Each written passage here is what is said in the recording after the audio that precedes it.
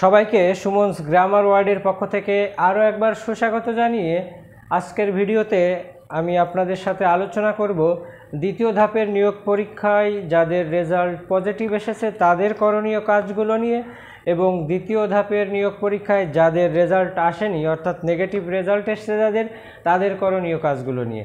তো আমি প্রথমে আলোচনা করব যাদের রেজাল্ট আসেনি তাদের ব্যাপারটা নিয়ে।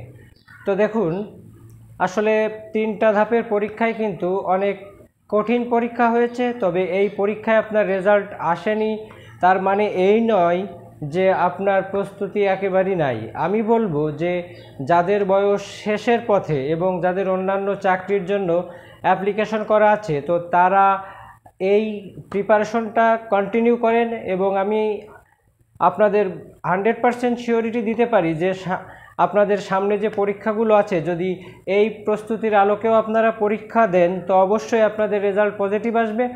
এবং যাদের চাকরির বয়স সামনে এখনও প্রায় 6 মাস বা 1 বছর আছে তাদের জন্য আশার বাণী হলো এবছরেই আবার একটা নতুন সার্কুলার আসবে এবং আপনাদের এই প্রিপারেশনটা আপনারা কাজে লাগাতে পারবেন যদি আপনাদের পড়াশোনাটা ধারাবাহিকভাবে চালিয়ে যান।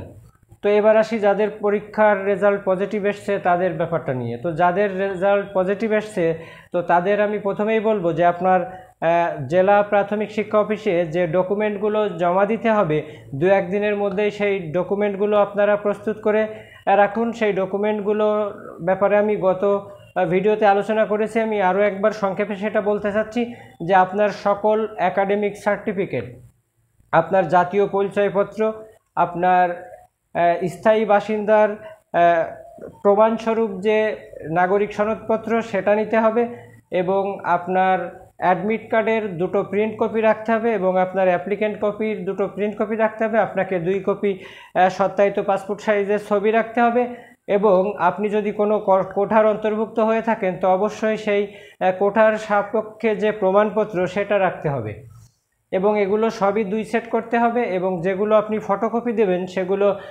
9ম শ্রেণীর গেজেটেডভুক্ত অফিসার দ্বারা সত্যায়িত হতে হবে। তো যেহেতু এটা আসলে বেশ একটু ঝামেলাপূর্ণ কাজ তো আমি মনে করব আপনাদের যদিও 18 তারিখ পর্যন্ত সময় এখনও আছে আপনারা কিন্তু 2-1 দিনের মধ্যে সেগুলো প্রস্তুত রাখবেন এবং ভাইবার জন্য একটু একটু করে প্রস্তুতি নিতে শুরু করবেন। তবে আমি আপনাদের জন্য ভাইবা প্রস্তুতি নিয়ে বেশ কিছু ভিডিও দিব সামনে, অবশ্যই চ্যানেলের সাথে থাকলে আপনারা সেগুলো পেয়ে যাবেন এবং আমি যে কতটা আপনাদের অথেন্টিক তথ্য দিই সেটা যারা রেগুলার আমার ভিডিও দেখেন আপনারা ইতোমধ্যেই বুঝে গেছেন। তো আজকের মতো এই পর্যন্ত, ভালো থাকবেন।